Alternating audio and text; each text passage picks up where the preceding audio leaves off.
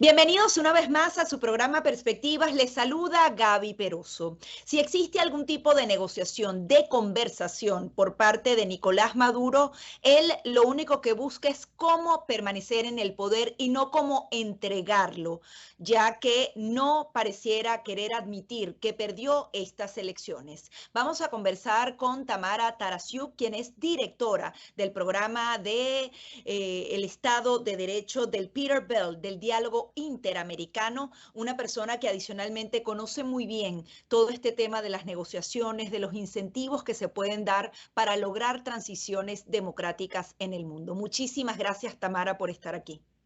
Buenas noches, Gaby. Un gusto siempre conversar contigo.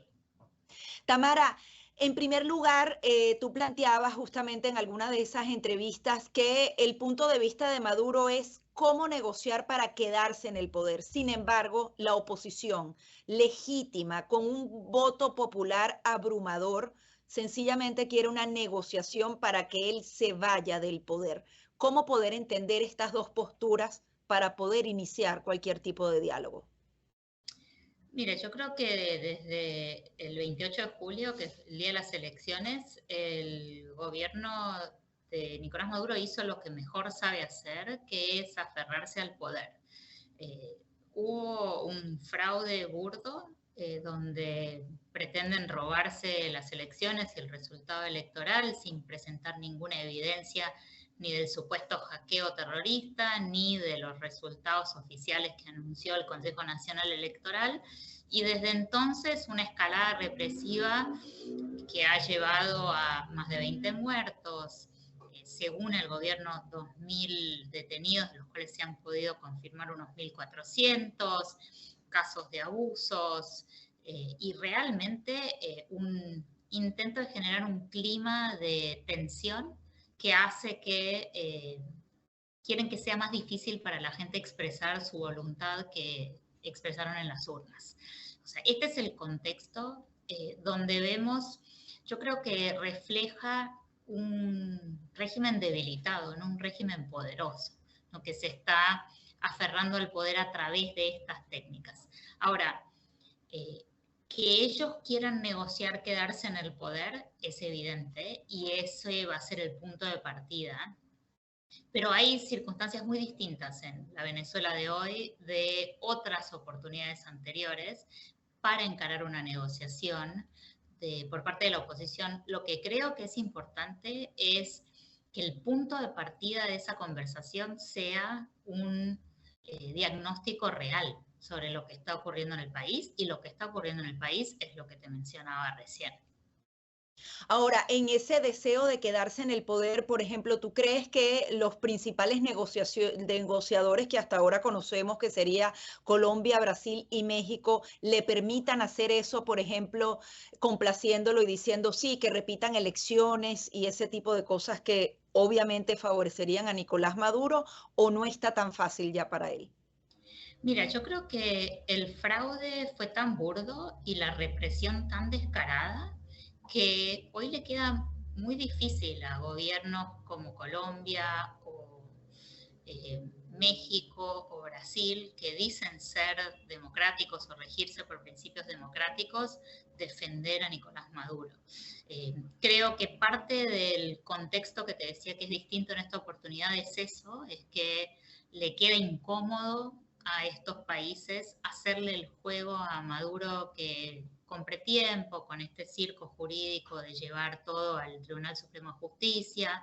O sea, eso es más complicado. Y lo otro que hace que la situación sea difícil de sostener interna en este contexto es la situación interna. O sea, hoy tenemos una oposición unida en la vía electoral como no había hace muchísimos años. Tenemos una enorme mayoría de los venezolanos que se dieron cuenta que el gobierno, el oficialismo, no es mayoría en el país. Y los resultados muestran que la oposición ganó en zonas tradicionalmente populares y apegadas al gobierno de Maduro y de Chávez en su momento. Y esto tiene que ver con la capacidad política que tuvo María Corina Machado de conectar con gente que se sintió fuera del sistema durante años y fue quienes se sintieron atraídos por Chávez en su momento. Yo creo que desde entonces no existió una líder política en el país que haya logrado generar esa empatía.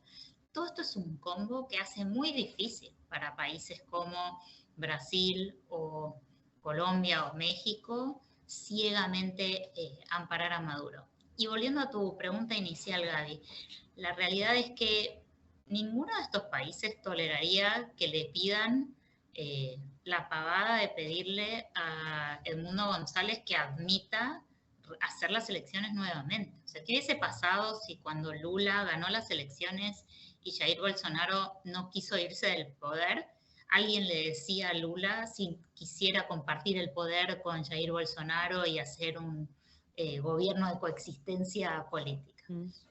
Nadie hubiese aceptado eso, él no hubiese aceptado eso y la comunidad internacional no hubiese aceptado eso. Entonces, ¿por qué Edmundo González tendría que aceptar una cosa así cuando hay evidencia que la mayoría del pueblo venezolano votó a favor de la oposición política? Sería imposible repetir esas elecciones tomando en cuenta que ambos están en la clandestinidad, tienen órdenes de captura y no podrían volver a hacer una nueva campaña política en Venezuela conociendo la naturaleza del régimen. Ahora, tú hablabas de dos escenarios particulares, el que estamos viviendo actualmente, que es un escenario muy parecido al de Nicaragua, con una represión extrema y un Maduro mostrando su cara más dictatorial, pero que hay otras alternativas como lo que sucedió en Guatemala. ¿Nos puedes explicar un poco más lo que fueron esos meses en Guatemala y qué rol jugó la comunidad internacional para aplicar las medidas correctas y que finalmente la voluntad popular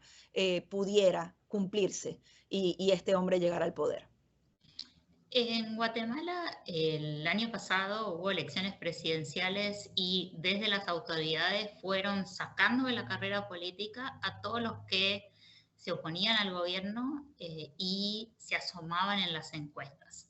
Bernardo Arévalo se mantuvo en la contienda y ganó la primera ronda de las elecciones porque nadie pensó que iba a ganar. Y llegó a la segunda vuelta por casualidad. Y cuando el pueblo guatemalteco se enfrentó ante la oportunidad de votar por Bernardo Arévalo o la alternativa que tenía vínculos con el oficialismo y con lo que en Guatemala se llama el Pacto de los Corruptos, que es una coalición de autoridades y sector privado que se dividen el poder en el país, la mayoría votó por Bernardo Arévalo. Una diferencia entre Guatemala y Venezuela es que en Guatemala la autoridad electoral, un poquito a regañadientes, pero lo hizo, reconoció el resultado de la victoria de Arévalo. Aún así, el gobierno de Giammattei lo que hizo fue tratar de aprovecharse de sus vínculos y control de las instituciones de gobierno, de la Fiscalía, del Poder Judicial, y del poder electoral para tratar de evitar que Bernardo Arévalo asumiera el poder. Y fueron meses de luchas con artimañas legales para que tratasen de, para tratar de evitar el cambio de gobierno que ocurrió en enero de este año. Y ocurrió en enero de este año porque hubo una combinación de factores que principalmente incluyeron un consenso dentro de las fuerzas democráticas del país, para apoyar a Bernardo Arévalo. En el caso de Guatemala incluyó a los pueblos indígenas, a gente del interior, a gente de la oposición política, junto con un consenso regional desideologizado de gobiernos de derecha y de izquierda, apoyando una transición política en Guatemala y un respaldo muy fuerte de Estados Unidos para esta transición política. Y yo creo que es importante ver el ejemplo de Guatemala cuando pensamos en Venezuela, porque la situación actual es bastante más parecida a lo de Guatemala que a la idea que tiene alguna gente que lo que está pidiendo la oposición política es una reedición del gobierno interino y del gobierno de Juan Guaidó. Acá no se le está pidiendo a la comunidad internacional que apoye un gobierno paralelo. Acá se le está pidiendo a la comunidad internacional que apoye la voluntad popular de los venezolanos que votaron por un cambio democráticamente a pesar de condiciones que, según diversos observadores, no fueron ni libres ni justas, y apoyar al único gobierno que debería asumir en enero. Entonces creo que en ese sentido es interesante la comparación con Guatemala. Obviamente son países distintos, los intereses del mundo sobre Venezuela son distintos que sobre Guatemala, pero me parece que hay muchas lecciones ahí para aprender que nos pueden arrojar luz sobre todo cuán importante y relevante es esta combinación de unidad interna y unidad de la comunidad internacional en esta dirección. Pareciera que hay unidad en el extranjero en reconocer esos resultados, sin embargo no se han tomado acciones específicas. Por ejemplo, en el caso de Guatemala leía que habían cancelado un mes antes de que él pudiera asumir el poder 300 visas a congresistas. Es decir, se tomaron medidas específicas, hubo sanciones personales para provocar entonces que esa transición se diera. ¿Crees que Estados Unidos puede tomar este tipo de medidas, la comunidad europea, para presionar quizás no a los rangos máximos, sino a los medios y que ellos entiendan que ellos pueden formar parte de una negociación o les puede ir mal, aún peor, si se quedan del lado de los que se robaron las elecciones? Yo creo que acá lo que es importante es tener una combinación de amenazas y sanciones con incentivos. Y por supuesto hay gente que no se le puede ofrecer nada. Quienes están implicados en crímenes contra la humanidad van a tener la espada de Damocles de la justicia internacional pesando sobre ellos, vayan donde vayan y sean cuanto sea, porque son crímenes que son imprescriptibles.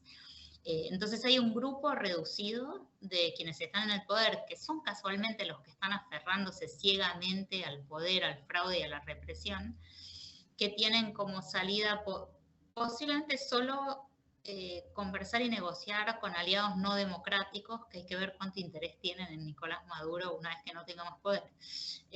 Pero sacando este grupo que es más reducido, que están implicados en crímenes contra la humanidad, hay una gran cantidad de gente dentro del Poder Judicial, del Poder Electoral, de la Fuerza de Seguridad, en altos medios y algunos más altos, que pueden beneficiarse con incentivos legales de amnistías o de perdón, tanto en casos de derechos humanos como en casos de corrupción, narcotráfico y lavado de dinero, donde hay incluso más oportunidades legales para avanzar en estos incentivos, para que puedan ver que tienen un futuro mejor para ellos en el contexto de una transición democrática, que aferrándose ciegamente al poder y siguiendo órdenes de quienes no tienen otra alternativa.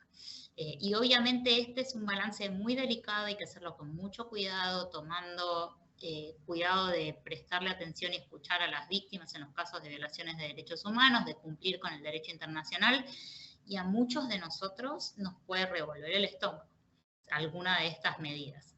Pero eso no significa que sean ilegales y que no sean una alternativa necesaria para avanzar en este camino de transición. Ahora, Tamara, hablaban, por ejemplo, el Wall Street Journal aseguraba que le estaban dando y ofreciendo una amnistía directa a Nicolás Maduro, luego las autoridades americanas lo negaron. Sabemos que hubo conversaciones el año pasado directas entre Nicolás Maduro y Estados Unidos. No se sabe qué se habló, pero dicen que se ofrecieron algunas cosas. ¿Algunos de esos ofrecimientos podrían estar vigentes hoy? ¿Crees que esa es una de las vías fundamentales para ofrecer algo para provocar esa transición? ¿Cómo ves tú en qué punto podrían iniciarse esos incentivos? El derecho americano en Estados Unidos permite otorgar garantías, sobre todo en el marco de las investigaciones de corrupción, narcotráfico y lavado de dinero, que incluyen la reducción o la absolución, que no haya pena, tanto en casos de sentencia, donde ya hay sentencia, como casos que están siendo investigados. Inclusive el presidente puede otorgar clemencia, que fue lo que hizo en el caso de Saab. Todo eso es legal. La pregunta es cómo hacerlo. No puede ser gratis, o sea, tiene que ser a cambio de pasos concretos realizados por individuos que tengan la posibilidad de asegurar una transición de poder entre hoy y enero, que es cuando debería asumir el próximo gobierno. Y el otro punto que creo que es importante es insistir que es muy distinto cuando hablamos de derechos humanos que cuando hablamos de corrupción. En el caso de violaciones de derechos humanos, sobre todo los casos más graves que llegan al nivel de crímenes contra la humanidad, en esos casos no hay posibilidad de otorgar garantías. No la hay. O sea, legalmente no se pueden otorgar impunidad, amnistía, perdón para los máximos responsables de crímenes contra la humanidad. Pero sí es posible evaluar ciertos beneficios para quienes están por debajo. En el caso de corrupción, hay mayor posibilidad de otorgar estos beneficios. El derecho internacional dice que hay que investigar, pero les da enorme libertad a los fiscales sobre cómo hacerlo. Entonces se le pueden dar beneficios a unas personas que otorguen información sobre dónde está el dinero, sobre quién más está involucrado en los delitos. Y creo que hay que empezar a pensar fuera de la caja. Y en Estados Unidos eso se puede hacer, en otros países también. ¿Qué significa? Esto es darle beneficios a gente que esté dispuesta a dar estos pasos concretos a favor de una transición democrática en el país de acá a enero del año que viene. Ahora, ¿cómo se anuncian entonces esos incentivos? Por ejemplo, Estados Unidos puede decir, voy a quitar parte de los precios a algunos de los que tienen el tema de narcotráfico con recompensas internacionales, decirle quien colabore. Se le van a perdonar estos u otros, se le van a quitar las sanciones a los del Consejo Nacional Electoral, lo podrían hacer de manera pública a ver si hay una reacción del otro lado. O sea, ¿cómo se ejecuta todo esto? ¿O siempre tiene que haber una conversación directa entre Maduro y las autoridades que estén en ese tema de los incentivos? A ver, yo creo que aquí hay una cuestión de diplomacia, ¿no? Que tiene que ver con cómo se manejan estas conversaciones y con quién. O sea, parte de la discusión es cuáles son los incentivos que se pueden otorgar, que es lo que estábamos hablando antes, digamos, de qué es lo que permite el derecho en Estados Unidos y en otros países también. Pero la otra pregunta es a quién, ¿no? Y yo creo que parte del desafío es saber distinguir. Y tener claro que el poder no es monolítico en Venezuela hoy. Maduro no es Chávez, que aglutinaba y que hacía que todo el mundo respondiese a él y tuviese una autoridad firme sobre distintas instituciones de gobierno y sobre el poder. Entonces ahí eso genera una oportunidad de fractura que también es esta parte de esta conversación de con quién se habla, ¿no? Yo creo que lo mejor que puede hacer Lula o Petro o López Obrador hoy es hacerle entender a Nicolás Maduro y al grupo más cercano, que son los que se están aferrando al poder, que así no van a poder gobernar y que les quedan pocas alternativas para mantenerse en el poder de esta forma. Y hacerles ver que lo mejor que pueden hacer es dar un paso al costado. Insisto, a alguna gente no van a poder ser las democracias del mundo las que le den garantías de impunidad. Pero bueno, por suerte para ellos tienen varios amigos que no son democráticos y tal vez estén interesados en hacerlo. Sí, en ese tema de que así no pueden gobernar, podría existir un tercer escenario. Hablábamos del tema de Nicaragua y hablábamos del tema de Guatemala, pero también está lo que ocurrió en Bolivia. Y hay algunos analistas que aseguran que Nicolás Maduro, si se le pone difícil, a él no se montaría ni transitaría ningún puente de oro, sino que él se quedaría dentro de Venezuela, haría que comience esa transición para luego implosionar al gobierno de Edmundo González, o sea, hacerle la vida imposible todos estos meses o los primeros meses del año que viene y luego nuevamente asumir al poder. Eso también puede pasar porque él puede aprovecharse también de esas instituciones y jugar a que se quedó pero no se quedó y luego voltear toda la situación a su favor. Mira, Gaby, yo creo que quien sea, quien esté en el poder en enero, va a tener enormes desafíos y la oposición debería gobernar porque ganó las elecciones y los desafíos van a ser mayúsculos, porque si gobiernan van a gobernar con autoridades, instituciones que le responden a quienes hoy están en el poder, una economía que está en ruinas, una crisis humanitaria enorme, millones de personas que necesitan asistencia, millones de personas que se han ido o que se van a ir. Entonces es una situación muy compleja, incluyendo el control de zonas del país que hoy están manejadas por grupos armados, sobre todo en zonas fronterizas. Entonces, los desafíos para la gobernabilidad van a ser enormes, independientemente de que Maduro haga lo que haga o quiera hacer lo que quiera hacer. Yo creo que esa es una conversación complicada, pero posterior. Hoy lo que es importante es asegurar que exista una transición de poder y que entiendan los que están en el poder hoy. Cuando yo digo que así no van a poder gobernar, tiene que ver no solo con una cuestión de principios, porque van a ser un paria en la comunidad internacional, que sus únicos amigos van a ser Turquía, Rusia, China, Cuba e Irán, sino porque además no van a tener acceso a ciertos mercados que necesitan para poder vender el crudo venezolano. Y cuando miramos a lo que ha pasado en los últimos años, ninguno de esos amigos que ha tenido el régimen de Maduro, Cuba, Irán, China, Rusia, han solucionado la crisis económica del país y no lo van a hacer a futuro. Entonces creo que ese es el punto más importante para resaltar. No es solo que no nos gusta que haya una dictadura en Sudamérica, sino que en estas condiciones no van a poder volver a acceder a los mercados. Y de hecho, si miramos hacia atrás, yo creo que la única razón por la cual las elecciones ocurrieron el 28 de julio es porque el régimen necesitaba de elecciones para reconstruir esta imagen de normalización y de legitimidad internacional que necesitaba para acceder a estos mercados. Y también porque calcularon mal el margen de ganancia de la oposición, ¿no?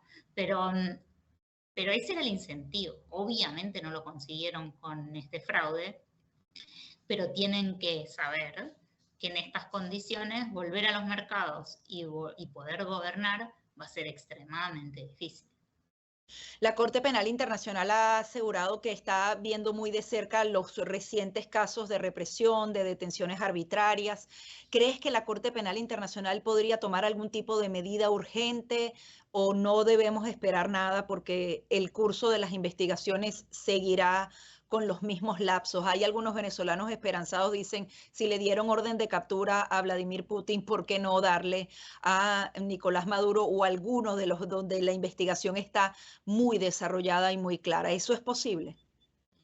La Corte Penal Internacional tiene sus tiempos y si bien todas esas instituciones son animales políticos, es un tribunal y lleva su tiempo. Lo que te puedo decir es que evidentemente lo que están haciendo ahora en Venezuela en materia de represión, lo único que hace es abonar al expediente criminal que está montando la Corte Penal Internacional.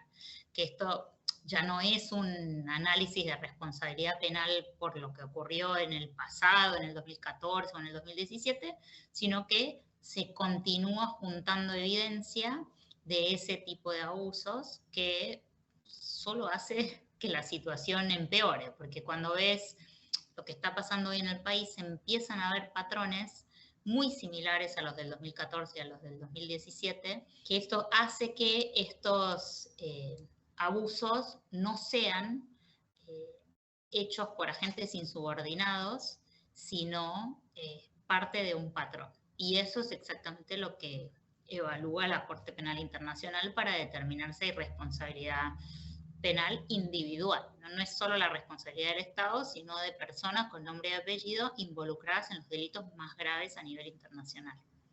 Tamara, sé que es muy difícil predecir cualquier de lo que pueda ocurrir en Venezuela, pero ¿cuál es tu evaluación final? A partir de ahora, el sábado hay una manifestación. ¿Qué puede venir en los próximos días para Venezuela?